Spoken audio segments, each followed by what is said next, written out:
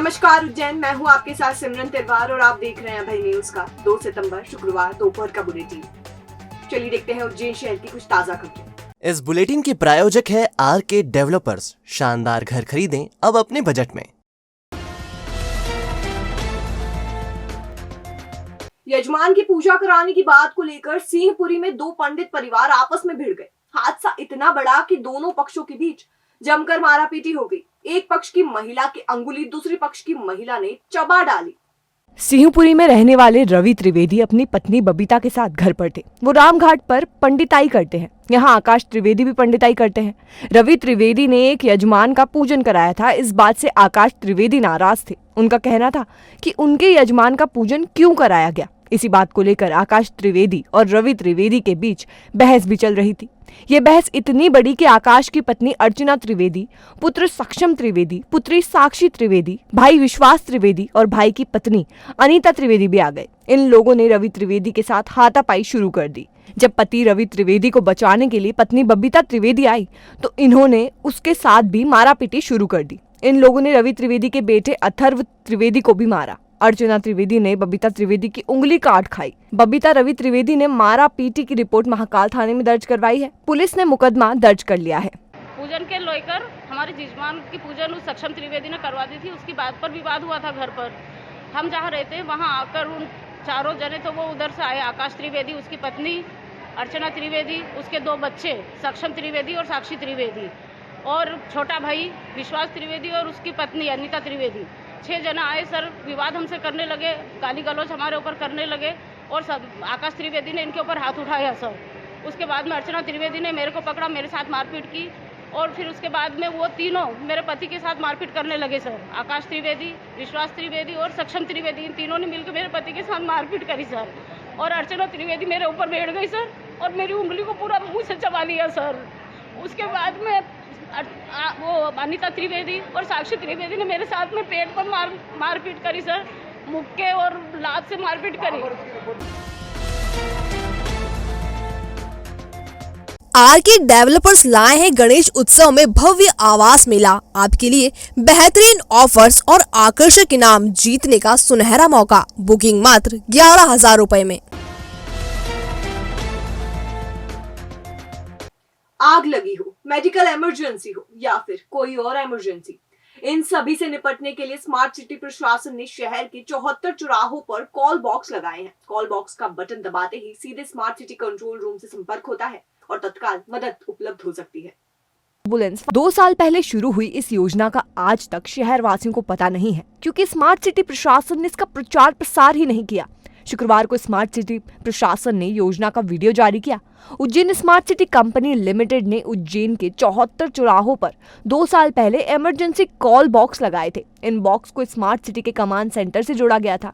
चौराहों पर लगे इन बॉक्सों का आपात स्थिति में शहरवासी उपयोग कर सकते हैं। केवल एक बटन दबाने से ही कॉल सीधा कंट्रोल रूम पर पहुंचता है और जहां से कॉल करने वाले व्यक्ति को पुलिस, एम्बुलेंस, फायर सहित अन्य इमरजेंसी सर्विसेज का लाभ मिल सकता है। स्मार्ट सिटी प्रोजेक्ट के ई-गवर्नमेंट ऑफिसर सचिन जैन ने बताया कि शहर वासियों को इमरजेंसी कॉल बॉक्स के संबंध में जागरूक करने के लिए स्मार्ट सिटी की ओर से एक वीडियो भी जारी किया गया है। इसमें इमरजेंसी कॉल बॉक्स के उपयोग और उसकी उपयोगिता के संबंध में जानकारी दी गई है। उन्होंने शहर वासियों से अपील भी की है कि केवल आपातकाल स्थिति में ही इस सेवा का उपयोग करें। नागरिकों की सुरक्षा के लिए, सेफ्टी के लिए शहर के ऑलमोस्ट सभी चौराहों पर हम लोगों ने इमरजेंसी कॉल बॉक्सेस लगाए हैं। लगभग 74 कॉल बॉक्सेस पूरे शहर में लगाए गए, जिसमें किसी भी तरह की इमरजेंसी नागरिकों को होती है, बट इमरजेंसी कंडीशन उसमें वो उनके पास फ़ोन नहीं है तो वो जस्ट उस पर बटन प्रेस करके हमारे को कॉल कर सकते हैं, मतलब कमांड सेंटर में कॉल कर सकते हैं। यहाँ से उनको तुरंत सहायता दी जाएगी। इमरजेंसी कुछ भी हो सकती है, कहीं पे आग लगी है, अगर उनको हेल्थ सुविधा चाहिए, एम्बुलेंस चाहिए या फिर पुलिस, किसी वजह से उनको पुलिस की सहायता चाहिए, बटन प्रेस करना है, कोई नंबर डायल नहीं करना है, बटन सिर्फ प्रेस करना है और उनका कॉल यहाँ पर आएगा। यहाँ से उनको तुरंत मदद दी जाएगी। बहरहाल इतनी महत्वपूर्ण योजना का प्रचार प्रसार 2 साल बाद करना समझ के परे है। स्मार्ट सिटी प्रशासन ये तक नहीं बता रहा कि 2 साल से लगे इन कॉल बॉक्स से कितनी कॉल कमांड सेंटर ने रिसीव की। विक्रमनगर ब्रिज पर गुरुवार की शाम एक लोडिंग ऑटो रिक्शा और डंपर के बीच में हुई भिड़ंत में लोडिंग के हेल्पर की मौत हो गई, जबकि ड्राइवर बुरी तरह घायल हो गया। कलेक्टर की अनुमति के बाद रात में ही शव का पीएम कराया गया और परिजनों को सौंप दिया गया।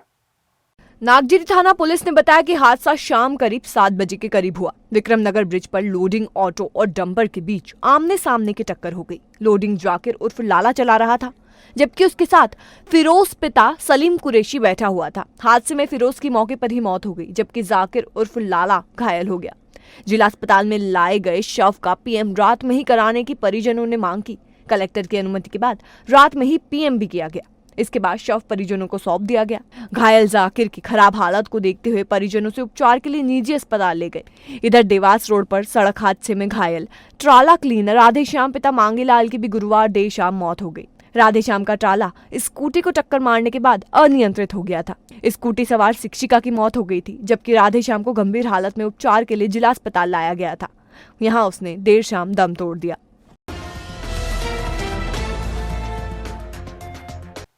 नगर निगम के इंजीनियरों ने कमला नेहरू नगर में रहने वालों को प्रधानमंत्री आवास योजना का झांसा दिया और उनकी 5-5 फीट जमीन ले ली। बाद में आवेदन करने के बाद भी आवास मंजूर नहीं किए गए। ऐसे में परेशान रहवासी शुक्रवार को कलेक्टर आवास पर धरना देने पहुंच गए। कलेक्टर ने उन्हें नगर निगम कार्यालय भेज दिया। कमला नेहरू नगर अवैध और कच्ची बस्ती की गिनती में आता है। स्लम एरिया खत्म करने के लिए चलाई जा रही प्रधानमंत्री आवास योजना के तहत यहाँ के रहवासियों को भी आवास देने की बात की गई थी। करीब 2 साल से रहवासी आवास के लिए नगर निगम कार्यालय के चक्कर लगा रहे हैं, लेकिन उन्हें टरकाया जा रहा है। इसी से खफा होकर वो धरना देने कलेक्टर आवास पहुंच गए। यहाँ से सभी को नगर निगम कार्यालय भेज दिया गया। रहवासी संजय परमार ने बताया कि पहले एक बार आवेदन देके गए थे प्रधानमंत्री आवास योजना का, तो उसमें कोई सुनवाई नहीं हुई। तो वापस डबल सम यहाँ आवेदन देने आए थे, तो उनने वापस हमारे को नगर निगम भेजा है, मतलब कि वहाँ कमिश्नर साहब है जो प्रधानमंत्री आवास योजना का देखते हैं, वो आपका निराकरण कर देंगे। तो उसमें हम 5-5 फीट जगह भी दे चुके हैं पहले। हाँ, नगर निगम वालों ने मांगी थी कि 5-5 फीट जगह दे दो तो आपको लोन पास हो जाएगा।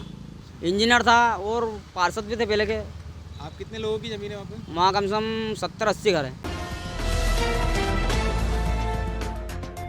अगर आप वेज और नॉन वेज खाने के शौकीन हैं तो उज्जैन की हरी फाटक पर स्थित शाही दरबार रेस्टोरेंट आपके लिए बेस्ट चॉइस है। यहाँ लजीज व्यंजनों की लंबी श्रृंखला बेहद किफायती दाम पर उपलब्ध है। शाही दरबार रेस्टोरेंट की खासियत इसमें बने कैबिन, खुला लॉन और हॉल है। वेज एवं नॉन वेज व्यंजनों की लंबी रेंज उपलब्ध है। हमारा पता Shahi Darbar veg and non veg restaurant, Hari Phatak bridge के पास, इंदौर रोड, उज्जैन।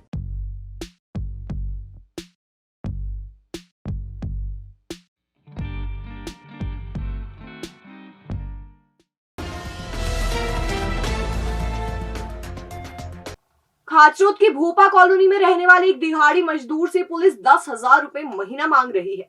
वो ये रुपए नहीं दे रहा तो वो झूठे प्रकरण दर्ज कर रही है। ऐसे में मजदूर ने मीडिया से गुहार लगाई है। भोपा कॉलोनी के भैयू उर्फ रहमान ने बताया कि उसके पास प्रधानमंत्री आवास योजना का मकान है। पुलिस वाले पिछले 7 साल से उसे परेशान कर रहे हैं। अब तक उस पर 7 फर्जी मुकदमे लाद दिए गए हैं। इनमें से 6 मुकदमों में बरी हो गया है। 22 जुलाई को पुलिस वाले उसे घर से बुलाकर ले गए थे और चोरी का मुकदमा दर्ज करने की धमकी दी। रहमान ने बताया कि जब सीएम हेल्पलाइन पर पत्नी ने शिकायत की तो सब इंस्पेक्टर पटेल प्रभुलाल पाटीदार ने शिकायत वापस लेने पर छोड़ने की बात की। जब शिकायत वापस ली तो वो 20,000 रुपए मांगने लगे। जब रुपए नहीं दिए तो चोरी के 2 झूठे मुकदमे बना दिए, जबकि मेरे पास से चोरी का कोई सामान जब्ती नहीं हुआ है। रहमान की परेशानी आइए सुनते हैं उन्हीं की जुबानी। वरिष्ठ अधिकारियों को हमने आवेदन दे दिया है, आईजी साहब को दे दिया लिखित में, एसपी साहब को दे दिया, कलेक्टर साहब को दे दिया, नीचे से ऊपर तक कोई भी सुनने वाला नहीं। क्या कहना उनका? उनका यही कहना है कि देखेंगे, करेंगे जांच। ले लिया है आवेदन और कोई जांच नहीं हुई अभी तक। 10-12 दिन होगा। अगर आपके आज प्रेस वार्ता नहीं है, आप भूख हड़ताल पे बैठने की भी बात कर रहे हैं। भूख हड़ताल पे बैठेंगे ना हम। मैं मेरे 20 बच्चों को लेके बैठूंगा भूख हड़ताल पे, क्योंकि अब मैं चुप नहीं बैठूंगा सर। मैं 7 साल से चुप बैठा हुआ हूँ। 6 मुकदमों में मैं बरी हो चुका हूँ। झूठा मुकदमे, झूठे पुलिस मुकदमे बना रही है। अब मैं इसलिए चुप नहीं बैठूंगा क्योंकि 2 चोरी के मुकदमे मेरे पे बनाए, असत्य बनाए, झूठे बनाए। मेरे कहने से कोई माल जब्ती नहीं है। मैं इसलिए चुप नहीं बैठूंगा कि अब बात मेरी मान, इज्जत, मर्यादा पे बनाई है। मेरी इज्जत पे बात बनाई है कि ये चोरी भी करता है, साला चोर है। जो मेरे को नहीं जानता वो तो यही कहता होगा ना कि ये चोरी भी करते हैं यार ये लोग, जबकि मैं दाढ़ की मजदूरी करके मेरा और मेरे परिवार का भरण पोषण करता हूँ।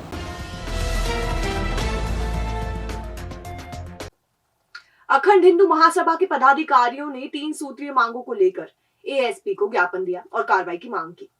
महासभा के प्रदेशाध्यक्ष मनीष सिंह चौहान के नेतृत्व में गए कार्यकर्ताओं ने महासभा के सुरेंद्र यादव पर हमला करने वाले आरोपियों की गिरफ्तारी की मांग की और उन पर प्रकरण दर्ज करने की भी मांग की। महाकालेश्वर मंदिर के आसपास गौ मांस और पाड़े के मांस की बिक्री रोकने की मांग भी की गई। इसी तरह होटल और बैंड पर सनातन धर्म के भगवानों के नाम तत्काल हटाए जाएं।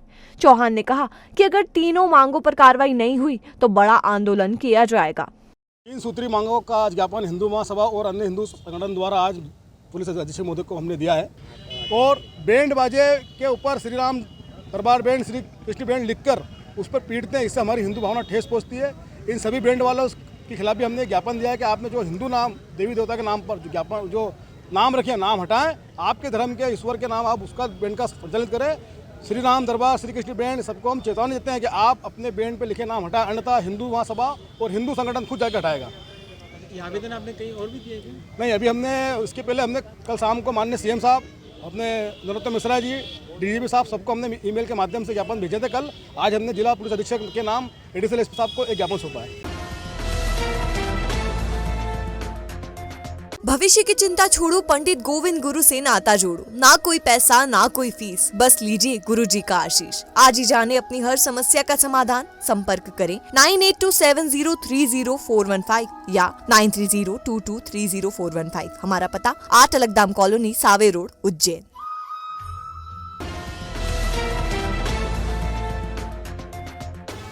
तो ये था अभय न्यूज का आज का हमारा बुलेटिन। अगर खबरों को लेकर आपके पास कोई फीडबैक है या कोई जानकारी है तो आप हमारे व्हाट्सएप नंबर 9111444007 पर दे सकते हैं। कल दोबारा मिलेंगे इसी समय। नमस्कार।